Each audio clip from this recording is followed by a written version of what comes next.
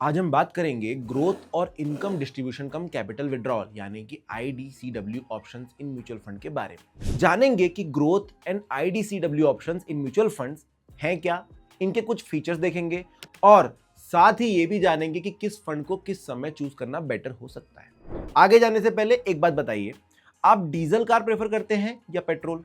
कुछ लोग diesel car चाहते हैं और कुछ लोग पेट्रोल कार प्रेफर करते हैं।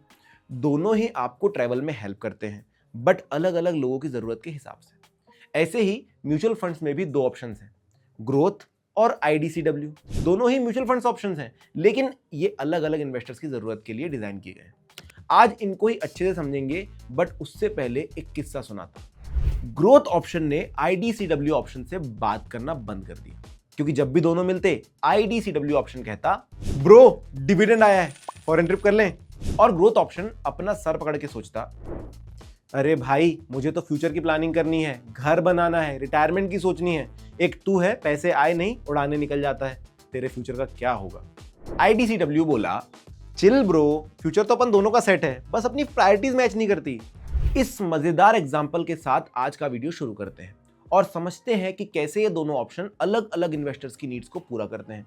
मुझे कमेंट्स में बताइए कि आप कौन से साइड हैं, फ्यूचर प्लानिंग या आज को फुल एंजॉय करने वाले। सबसे पहले समझते हैं growth option. What is a growth option? Growth option में जब आप म्यूचुअल फंड में पैसा इन्वेस्ट करते हैं तो जो भी रिटर्न्स बनते हैं, जैसे आईडीसीडब्ल्यू या प्रॉफिट, वो आपको कैश में नहीं मिलता, वो फंड के अंदर ही री इन्वेस्ट हो जाते हैं। इसका मतलब आपका पैसा कंपाउंड होता रहता है और अगर स्टॉक मार्केट ऊपर जाता है तो आपके इन्वेस्टमेंट की वैल्यू भी बढ़ने लगती है। मान लीजिए आपने 1 लाख रुपए इन्वेस्ट किया है ग्रोथ ऑप्शन में और फंड 12% का रिटर्न दे रहा है, तो 1 साल बाद आपका पैसा 1,12,000 रुपए हो सकता है। दूसरे साल अगर आपका 12% का रिटर्न मिला, देन 1,12,000 रुपए पर ये रिटर्न मिलेगा, यानी सेकेंड ईयर में हो सकता है 13,440 का रिटर्न। तो कंपाउंडिंग का फायदा मिलता है। अब बात करते हैं what is an IDCW option in mutual funds. IDCW का फुल फॉर्म होता है income distribution cum capital withdrawal. पहले इसे डिविडेंड ऑप्शन कहा जाता था।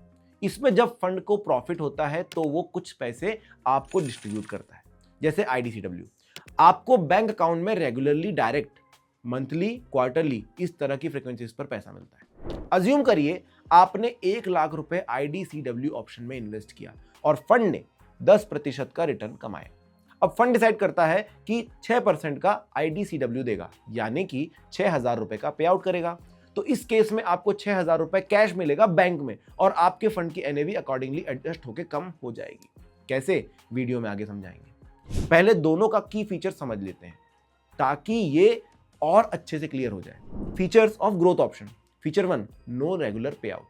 जैसे कि हमने एग्जाम्पल में देखा भी, ग्रोथ ऑप्शन में आपको हर महीने या हर साल कोई पैसा नहीं मिलता। जैसे कुछ फंड्स आईडीसीडब्ल्यू देते हैं हर क्वार्टर या मंथ में, ग्रोथ ऑप्शन में ऐसा कुछ नहीं मिलता। यानी जो आपके पैसे जैसे भी ग्रो हो रहे हैं वो फंड के अंदर ही री इन्वेस्ट होता रहता है। Feature 2, capital appreciation. क्योंकि पैसा फंड में ही बना रहता है और वापस इन्वेस्ट होता रहता है, आपका ओरिजिनल कैपिटल बढ़ता रहता है। तो सिंपल सी बात है, ग्रोथ ऑप्शन का मेन फोकस है कैपिटल को बड़ा करना, ना कि आपको हर महीने पैसे देना। Feature 3, higher NAV. एनएवी का फुल फॉर्म होता है नेट एसेट वैल्यू। सिंपल भाषा में यह फंड का एक तरीके का प्राइस होता है। ग्रोथ ऑप्शन में क्योंकि आईडीसीडब्ल्यू या किसी और तरीके से पैसा निकलता नहीं, पूरा पैसा अंदर ही रहता है, इसलिए एनएवी टाइम के साथ स्टेडीली ग्रो करता रहता है। एग्जांपल के लिए अगर आईडीसीडब्ल्यू ऑप्शन का एनएवी 50 रुपए है तो ग्रोथ ऑप्शन का एनएवी 65 से 70 रुपए के आसपास हो सकता है, क्योंकि ग्रोथ ऑप्शन में पूरा रिटर्न एक्यूमुलेट हो जाता है। इसका मतलब यह नहीं है कि एक सस्ता और एक महंगा है, वैल्यू दोनों की बराबर होती है, बस दिखने में ग्रोथ ऑप्शन का एनएवी ज्यादा होता है। चौथा feature, tax efficient. Growth option में जब तक आप अपने फंड को बेचते नहीं तब तक कोई टैक्स नहीं लगता, और बेचते समय अगर आपने फंड 1 साल से ज्यादा होल्ड किया है तो आपको 1.25 लाख रुपए तक के गेन पे तो कोई टैक्स भी नहीं लगता इन अ फाइनेंशियल ईयर। उसके ऊपर के गेन्स पर 12.5% का long term capital gain tax लगता है। Feature of IDCW options in mutual fund. Feature 1, regular pay out. ये हम ऑलरेडी डिस्कस कर चुके हैं कि आईडीसीडब्ल्यू ऑप्शन में आपको रेगुलरली पे आउट मिलता है। ये पे आउट मंथली, क्वार्टरली या कभी कभी ईयरली भी हो सकता है। Feature 2, capital withdrawal component. IDCW में कई बार लोग ये समझते हैं कि म्यूचुअल फंड से मिलने वाला पे आउट सिर्फ फंड के रिटर्न का प्रॉफिट का हिस्सा होता है, लेकिन ये हमेशा सच नहीं होता। कभी कभी अगर फंड ने प्रॉफिट नहीं कमाया या सिर्फ कम प्रॉफिट कमाया है, लेकिन फंड हाउस ने पे आउट अनाउंस किया है, तो ये पे आउट आपके इन्वेस्टेड कैपिटल में से भी दिया जा सकता है। एग्जाम्पल के जरिए समझते हैं कि कैसे ये वर्क करता है।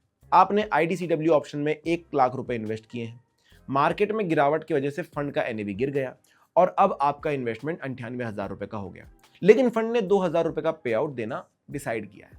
इस केस में ये 2,000 रुपए किसी प्रॉफिट से नहीं आया, ये आपके ही कैपिटल ओरिजिनल इन्वेस्टमेंट का पार्ट है। यानी अब आपके फंड की वैल्यू 98,000 माइनस 2,000 यानी कि 96,000 हो जाएगी। इन शॉर्ट, आईडीसीडब्ल्यू पे आउट हमेशा प्रॉफिट का सिग्नल नहीं होता। अगर फंड में रिटर्न्स नहीं बने हैं तो आपको जो पैसे मिल रहे हैं वो आपके इन्वेस्टमेंट प्रिंसिपल में से भी निकाल कर दिए जा सकते हैं। इसीलिए आईडीसीडब्ल्यू ऑप्शन को रेगुलर इनकम के लिए चूज करते वक्त ये समझना जरूरी है कि वो इनकम हर बार एक्चुअल रिटर्न्स नहीं होती। कभी कभी आपका अपना पैसा आपको वापस दिया जा रहा होता है। Feature 3, market dependent. आईडीसीडब्ल्यू का कोई फिक्स्ड अमाउंट नहीं होता, ये म्यूचुअल फंड के परफॉर्मेंस पर डिपेंड करता है। अगर फंड अच्छा परफॉर्म करता है तो ज्यादा पे आउट मिल सकता है, अगर वीक परफॉर्म करता है तो कम या कभी कभी कुछ भी नहीं मिलता। हो सकता है एक साल आपको 5,000 रुपए का पे आउट मिले, लेकिन अगले साल 2,000 रुपए का या कुछ भी ना मिले। Feature 4, tax implication. जो भी आपको आईडीसीडब्ल्यू के फॉर्म में पैसा मिलता है वो income from other sources category में टैक्सेबल होता है और ये आपके टैक्स स्लैब के हिसाब से टैक्स होता है। तो अगर आपका इनकम 30% टैक्स स्लैब में आता है और आपको आईडीसीडब्ल्यू पे आउट 10,000 रुपए मिला, तो उस 10,000 रुपए पर 30% तक टैक्स लगेगा, यानी 3,000 रुपए भरना पड़ेगा। अब आता है सबसे इंपॉर्टेंट सवाल, इन दोनों ऑप्शंस में से कौन सा पिक करें? तो मैंने स्टार्टिंग में ही बता दिया था कि दोनों ऑप्शंस है, बट दोनों अलग तरीके से वर्क करते हैं एंड हेंस ये डिफरेंट टाइप्स के इन्वेस्टर्स के लिए होते हैं। जितना भी हमने बताया उसके बेसिस पर आपको आइडिया लग गया होगा कि किसको कौन सा ऑप्शन कब चूज करना चाहिए, बट फिर भी एक बार इसे अच्छे से समझ लेते हैं। ग्रोथ ऑप्शन चूज करिए जब आपको इमीडिएट पैसा नहीं चाहिए, आप लॉन्ग टर्म कंपाउंडिंग का फायदा उठाना चाहते हैं और आप टैक्स एफिशिएंट इन्वेस्टिंग चाहते हैं। एंड आईडीसीडब्ल्यू ऑप्शन चूज करो जब आपको रेगुलर इनकम चाहिए। रिटायर्ड लोगों के लिए ये अच्छा ऑप्शन हो सकता है और आप अपने खर्चे आईडीसीडब्ल्यू इनकम से मैनेज करना चाहते हैं। तो दोस्तों, अब जब भी आप म्यूचुअल फंड का फॉर्म भरेंगे, आपको आईडीसीडब्ल्यू और ग्रोथ ऑप्शंस के बीच कोई कंफ्यूजन नहीं होगा। याद रहे कि कोई भी फाइनेंशियल डिसीजन लेने से पहले अपनी रिसर्च जरूर करिए एंड एक फाइनेंशियल एक्सपर्ट से कंसल्ट करिए। म्यूचुअल फंड निवेश बाजार के जोखिमों के अधीन है। योजना से जुड़े सभी दस्तावेजों को ध्यान से पढ़ें।